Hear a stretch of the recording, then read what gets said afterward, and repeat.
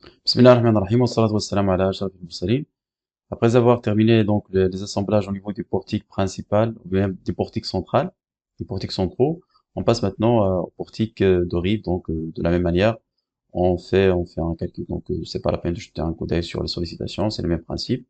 Donc je sélectionne la traverse de rive avec le poteau de rive, je crée l'assemblage, j'applique et je lance un calcul sans rien faire. Très bien, nous avons un assemblage qui passe très bien avec un ratio de 0,39, donc la proposition du logiciel. Donc je je fais la même manière, donc je passe un peu en revue des différents paramètres. Donc j'utilise les mêmes paramètres que on n'a pas besoin de jarret, ça passe très bien. Donc il se comporte très bien sans jarret. Les paramètres réglementaires, j'utilise le CM66. Bon, les raidisseurs, je n'ai pas besoin. Bon, je vais utiliser le même type d'acier pour les raidisseurs au niveau donc du poteau. Les jarrets, je n'ai pas besoin. Les boulons, je choisis la partie filetée, j'utilise les mêmes boulons, donc les boulons de 16. Donc je peux réduire ici juste pour vous montrer un peu. Donc je vais 110, répartition égale, symétrie, j'applique. Je reviens à l'assemblage pour voir ce que ça donne. Ça ressemble à un très bon assemblage. Très bien. Pour la platine, je peux, comme j'ai fait pour l'autre, donc utiliser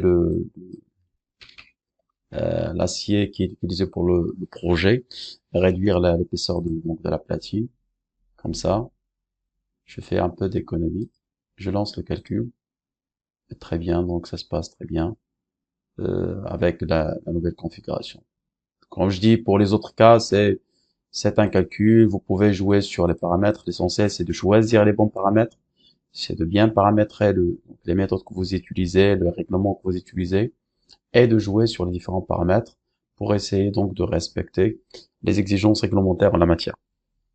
Une fois l'assemblage est calculé, on peut de la même manière le générer sur les autres, les autres portiques ou bien les autres nœuds dans notre projet qui ont les mêmes efforts internes.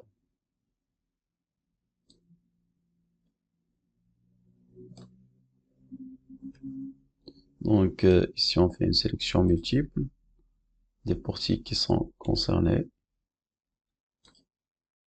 et le logiciel automatiquement elle génère les différents assemblages. Donc une fois c'est fait, je sélectionne tous les quatre qui sont générés, je refais le calcul pour dégager l'assemblage, donc dégager la valeur réelle donc de l'effort, donc de l'effort, pardon, du ratio. Très bien, donc notre assemblage passe parfaitement avec un ratio à peu près de 40%, bien de 39% pour ce type d'assemblage. Donc voici la vue et voici le schéma de principe ou bien le schéma d'exécution. Très bien.